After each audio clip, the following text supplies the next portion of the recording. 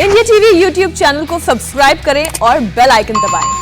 नमस्कार, आप देख रहे हैं इंडिया टीवी। आपके साथ मैं हूं मीनाक्षी जोशी। आज लोगों के चेहरे पर मुस्कुराहट नहीं है, लोगों के दिलों में गम है। चाहे वो अभिनेता हो, अभिनेत्री हो, वो सामाजिक जगत से सरोकार रखने वाला व्यक्ति हो, या फिर मेरे और आपके जैसे वो आम लोग हों। आज हर कोई याद कर रहा है अपनी नम आंखों से दिलीप साहब को, दिलीप कुमार को। वो आवाज, वो अंदाज जिसने करोड़ों दिलों पर राज किया, जिन्होंने 70 mm के पर्दे पर ऐसे कई किरदार किए जो अमर हो गए। दिलीप कुमार बॉलीवुड के ट्रेजेडी किंग अब हमारे बीच नहीं रहे। लंबे वक्त से बीमार चल रहे थे, उनका इलाज चल रहा था। दिलीप साहब ने न जाने कितनी बार जिंदगी की जंग जीती है, लेकिन आज सुबह सांसों ने उन्हें अलविदा कह दिया। दिलीप कुमार का अंतिम संस्कार आज 4 बजे सांता क्रूज में होगा। थोड़ी देर में उनका पार्थिव शरीर हिंदुजा अस्पताल से घर ले जाया जाएगा। अब हर कोई गमजदा है। पीएम मोदी से लेकर जानी मानी हस्तियां दिलीप कुमार के निधन से दुखी हैं। 54 साल में एक बॉलीवुड का बड़ा करियर, करीब 60 फिल्में, लेकिन हर फिल्म के साथ दिलीप कुमार ने ऐसा माइलस्टोन खड़ा किया, एक ऐसा इतिहास रचा जो स्वर्ण अक्षरों में हमारे फिल्म इंडस्ट्री में दर्ज किया जाएगा। दिलीप कुमार के जाने से बॉलीवुड में एक ऐसा शून्य बन गया जो शायद कभी नहीं भरेगा। और इसलिए मैं ये कह रही हूं कि चाहे कोई व्यक्ति सामाजिक जगत से आता हो, चाहे वो फिल्म इंडस्ट्री से आता हो, चाहे वो कोई पॉलिटिशियन ही क्यों ना हो, हर किसी के दिल में दिलीप कुमार की, दिलीप साहब की एक अमिट छाप है। एक ऐसी जगह है जहां पर बहुत से बड़े अभिनेता आए और गए, लेकिन वो जगह शायद कोई भर नहीं पाया और ना कभी कोई भर पाएगा।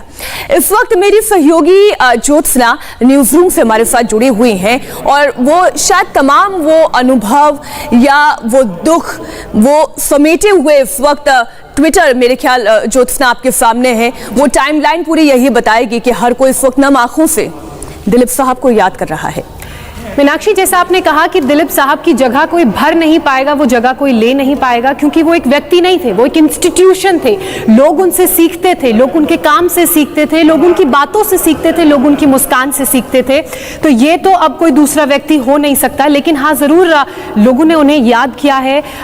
वो हमेशा लोगों के दिल में, स्मृतियों में रहेंगे। फिलहाल मैं सबसे पहला ट्वीट आपको दिलीप साहब के ट्विटर हैंडल से दिखाना चाह रही हूँ, क्योंकि वो बहुत एक्टिव नहीं थे, तो उनकी वाइफ सायरा बानो या उनके परिवार के बहुत करीबी रिश्तेदार फैजल फारूकी उनका ट्विटर हैंडल संभालते थे। तो जब भी तो वो उन्हीं के ट्विटर हैंडल से आता था।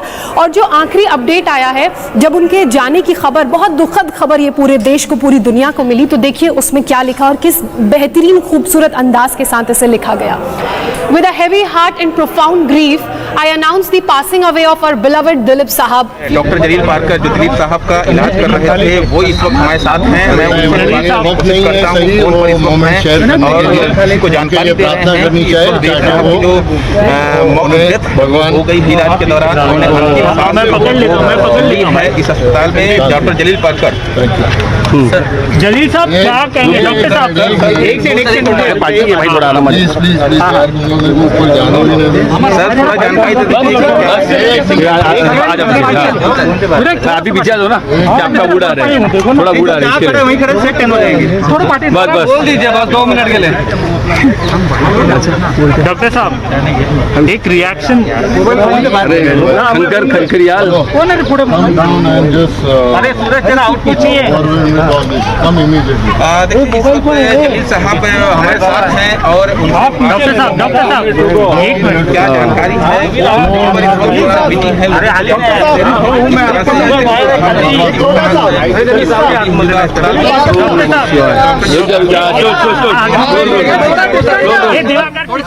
दो मिनट रुको बाबा, 2 मिनट रुको, 2 मिनट रुकिए, कोई आने वाला है, फिर मैं बात करता हूँ। सर बेसिक जानकारी दे दी सबसे पहले। 2 मिनट रुकिए प्लीज, 2 मिनट रुकिए। देखिए, बहुत मुश्किल का ये समय है, उन डॉक्टर्स को भी जानना, उनको सुनना बहुत जरूरी है। डॉक्टर जलील पारकर जो इलाज कर रहे थे दिलीप कुमार साहब का। कर रहे हैं, लेकिन थोड़ा दूर तो हो इलाज कर रहे थे साहब का पिछले 5 दिनों से इस अस्पताल में जो लगातार निगरानी रखे हुए थे डॉक्टर जलील पारकर, वो यहाँ मौजूद हैं। हम उनसे लगातार बात करने की कोशिश कर रहे हैं। आपकी दिलीप साहब की तबीयत अचानक से कैसे बिगड़ी, जो इस वजह से जो है उन्होंने आज सुबह अंतिम सांस ली, क्योंकि लगातार ये अपडेट दिया रहा है कि उनकी तबीयत जो है वो रिकवर हो रही है, स्टेबल है, इसलिए जो 2 मिनट 2 सेकंड। डॉक्टर जलील पारकर जो दिलीप साहब के डॉक्टर रहे, जो उनका इलाज कर रहे थे, जो लगातार निगरानी रख रहे थे उनकी सेहत को लेकर, हम थोड़ी देर में उनसे सुनेंगे कि उनकी तबीयत। उससे बात कीजिए और इनसे बात कीजिए ताकि एक बार ही हम सब आपको बता सकें।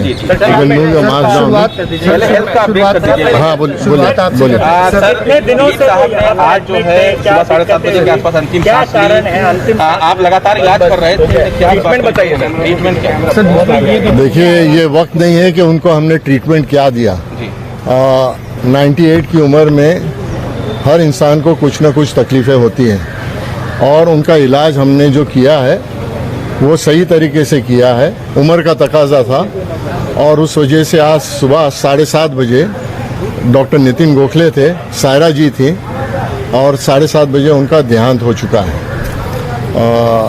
भगवान करे कि उनके आत्मा को शांति मिले। सर बाद वो 30 जून को एडमिट हुए थे, क्या समस्याएं उनको आई थी जिस वजह से वो एडमिट हुए थे, और लगातार इससे पहले भी 5 जून को भी एडमिट हुए थे? देखिए, कोई देहांत होने के बाद रीजन ऑफ डेथ नहीं पूछा जाता है, ठीक है ना। थोड़ी तो इज्जत देनी चाहिए जो इंसान का देहांत होता है। तो ये वक्त नहीं है कि क्या रीज़न है क्या नहीं है। उनको सांस की तकलीफें थी, पहले तो आपको सब मालूम था, तो वो जो उसके लिए जो भी इलाज करना था उसके लिए कुछ डॉक्टर मौजूद थे जिन्होंने सब मिलकर हम लोग ने इलाज किया था।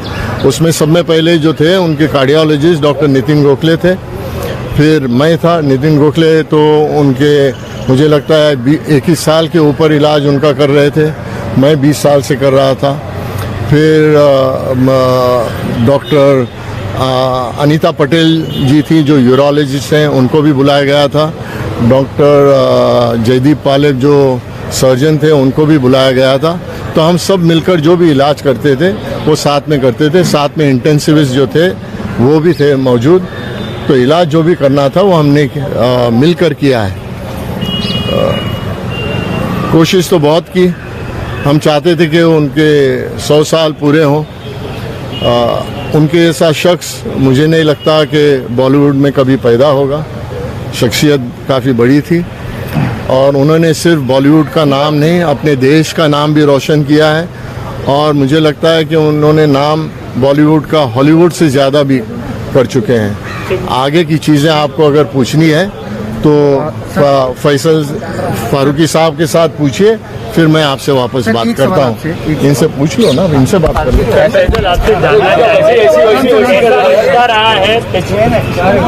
बोलिए, कैसा रिश्ता रहा है?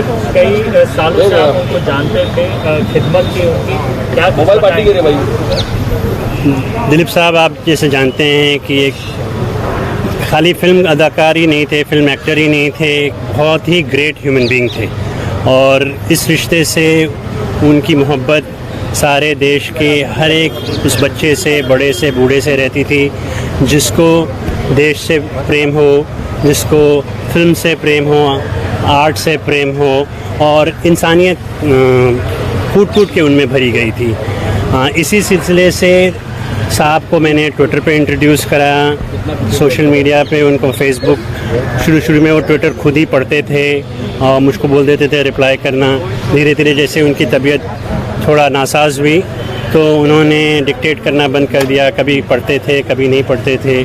और लेकिन उनका एक पब्लिक से, एक उनके फैन से, वेल विशर से हमेशा एक कनेक्शन बना रहा।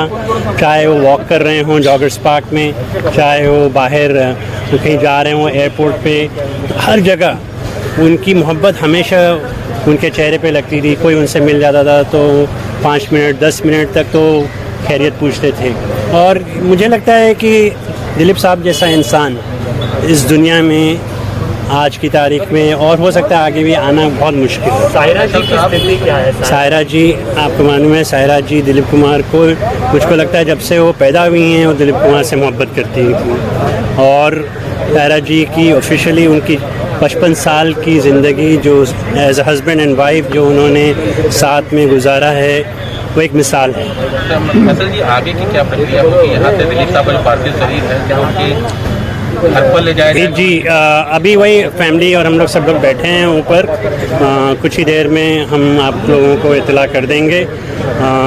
शाम हमने ये सोचा है कि 5 बजे बैरियल उनका जुहू कब्रिस्तान में जो सांता क्रूज पे है वहाँ पर होगा।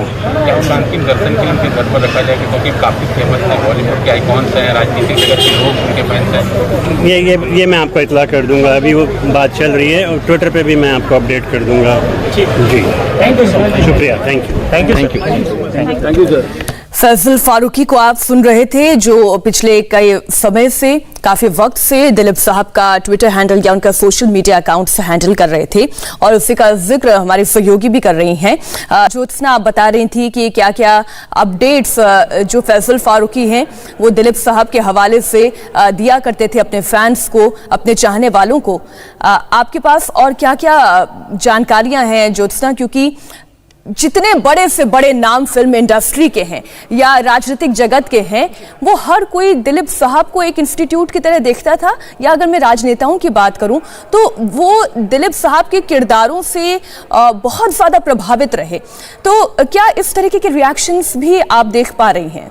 बिल्कुल, फैजल फारूकी का ट्वीट दिलीप साहब के अकाउंट में हमने आपको वो दिखाया था कि उन्हीं ने सबसे पहले ये जानकारी दी थी कि अब दिलीप साहब हमारे बीच नहीं है। उसके अलावा तमाम फिल्मी जगत की, पॉलिटिशियन, स्पोर्ट्स जगत की ऐसी हस्तियां हैं जिन्होंने ट्वीट किया है। इंडिया टीवी के एडिटर इन चीफ और चेयरमैन रजत शर्मा द्वारा भी ट्वीट किया गया है। सबसे पहले मैं वो ट्वीट पढ़कर मीनाक्षी आपको बताती हूँ। दिलीप साहब 98 के हो चुके थे, कई बार डॉक्टर्स कहते थे और अब आगे जाना मुश्किल है, पर दिल नहीं मानता था। दिलीप कुमार मर नहीं सकते, वो हमेशा जिंदा रहेंगे हमारे दिलों में, और हमेशा हमारे बीच पर्दों में, हमारी यादों में वो जिंदा रहेंगे। इसके अलावा एक और ट्वीट मीनाक्षी रजत सर द्वारा किया गया है। अभिनय सम्राट दिलीप कुमार के निधन की खबर से मैं स्तब्ध हूँ। यूसुफ साहब जैसे अभिनेता ना कभी हुआ करते थे और ना कभी होगा। मुझे उनका बहुत स्नेह मिला, उनकी बातों को, यादों को कभी नहीं मैं भुला पाऊंगा। तो उनके कैसे रिश्ते थे और क्या इम्पैक्ट उनके जीवन में पड़ा है दिलीप साहब के चले जाने से, उन्होंने अपने ट्वीट के जरिए साझा किया है और साथ ही उन्हें श्रद्धांजलि दी है। इसके अलावा अमिताभ बच्चन का भी ट्वीट सामने आया है जब उन्हें ये दुखद खबर मिली। उनके द्वारा लिखा गया है, an institution has gone, whenever the history of Indian cinema will be written, it shall always be before Dilip Kumar and after Dilip Kumar. My duas for peace of his soul and the strength of the family to bear this loss deeply saddened. एक बहुत महत्वपूर्ण बात उन्होंने यहाँ पर लिखी है कि एक संस्थान हमारे बीच से चली गई है। वो व्यक्ति नहीं, वो संस्थान थे, और जब भी इंडियन सिनेमा का इतिहास लिखा जाएगा तो वो हमेशा दिलीप कुमार से पहले कैसा था हमारा सिनेमा जगत और दिलीप कुमार के बाद कैसा था। तो आप समझ रही है कितना कितनी महत्वपूर्ण बात उन्होंने अपने इस ट्वीट के जरिए कही है, और साथ ही उन्होंने दुआ की है कि भगवान उनके परिवार को शांति दे। इसके अलावा प्रधानमंत्री नरेंद्र मोदी द्वारा भी ट्वीट किया गया। उन्होंने भी अपने ट्वीट में लिखा, Dilip ji will be remembered as a cinematic legend. He was blessed with unparalleled brilliance due to which audience across generations will enthralled his passing away is a loss to our cultural world. Condolences to the family, friends and innumerable admirers. तो उन्होंने भी अपने tweet के जरिए ये संदेश दिया है कि एक शून्य पैदा हो गया है फिल्मी जगत में, और उन्हें हर कोई याद रखेगा, चाहे फिल्म की हस्ती हो, चाहे हम जैसे आम लोग। अजय देवगन ने एक तस्वीर के साथ उन्हें याद किया है, आखिरी संदेश उनके लिए अपना लिखा है। ये वो तस्वीर है जिसमें आपको दिलीप साहब नजर आ रहे हैं, और जैसा कि हम उनकी पर्सनालिटी के लिए कहते हैं, हमेशा से खुश मिजाज, जिंदा दिल, और इस तस्वीर में भी कुछ ऐसे ही नजर आ रहे हैं। और ये अजय देवगन के कुछ टाइम पुरानी तस्वीर उनकी जवानी के दिनों की, जब उन्होंने अपने फिल्मी करियर की शुरुआत की थी। अब आप देखिए ना ज्योत्सना, आपके इसी जो ट्विटर आपने ट्वीट पढ़ के बताए हैं, अगर हम बोले कि पत्रकारिता जगत में एपिटोम रजत जी ने उन्हें याद किया, अगर हम अजय देवगन की बात करें, बहुत युवा अभिनेता रहे, जिस वक्त उन्होंने अपना करियर की शुरुआत की तब तक तो दिलीप साहब अपनी एक लंबी पारी खेल चुके थे। अजय देवगन भी शायद उन्हें एक इंस्टीट्यूट की तरह देखते होंगे। अमिताभ बच्चन जिन्होंने अपनी करियर की शुरुआत की, उस वक्त भी उन्होंने दिलीप साहब के किरदारों से, उनके अभिनय से, उनकी अभिनय की बारीकियों को सीखा और वो उन्होंने अपने ट्वीट के जरिए बताया भी। हिंदुजा अस्पताल की इस वक्त हम तस्वीर आपको दिखा रहे हैं और आज शाम 5 बजे सुपुर्दे खाक यानी दिलीप कुमार को जुहू के कब्रिस्तान में सुपुर्दे खाक किया जाएगा, वहां दफनाया जाएगा। उनका उस बारे में पूरी जानकारी हम लगातार आपको दे रहे हैं। और इस वक्त आप ट्विटर जाकर देखिए, आप जितने सोशल साइट से वहां जाकर देखिए, हर कोई गमज़दा है और हर कोई याद कर रहा है उनकी उन बड़ी बड़ी फिल्मों को, उन बड़े बड़े किरदारों को जो हिंदी सिनेमा के कैनवस को बदलते हैं। हिंदी सिनेमा में अभिनय किस तरीके से किया गया, आप सोचिए, वो ब्लैक एंड व्हाइट का दौर था, लेकिन लोगों के जहन पर उसका इम्पैक्ट कितना गहरा है कि आज की कलरफुल दुनिया में, आज के इस अगर हम कहें सिल्वर स्क्रीन पर भी उन किरदारों को आज भी याद किया जाता है। आन की हम बात कर लें, देवदास में उनके अभिनय की बात कर लें, जिसमें उनके एक एक डायलॉग लोगों की आंखों में आंसू ला देते थे। ऐसा लगता था कि वो हर उस शख्स के दिल का हाल कह रहा है जो देवदास कह रहा है। जी, और अब हमारे लिए वक्त छोटे से ब्रेक का है। हमारी सहयोगी जोयता मित्रा भी हमारे साथ जुड़ेंगी। एक छोटे से ब्रेक के बाद हम कुछ और जानकारियां लेकर हाजिर होंगे।